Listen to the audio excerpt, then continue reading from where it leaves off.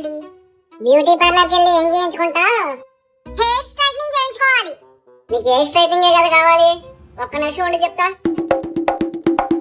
ఈ iron box తో hair straightening మంచిగా చేసుకోవచ్చు. ఎప్పుడు కావాలన్నా ఇంట్లో చేసుకోవచ్చు, తెలుసా నీకు?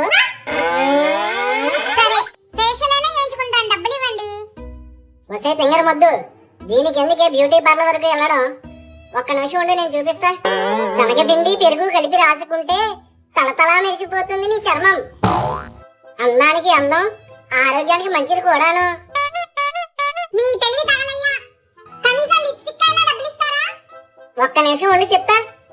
అయ్యో అయ్యో, ఆ రక్తం ఏంటండి? కొంపదీసి చేయగొస్తున్నారా ఏంటి?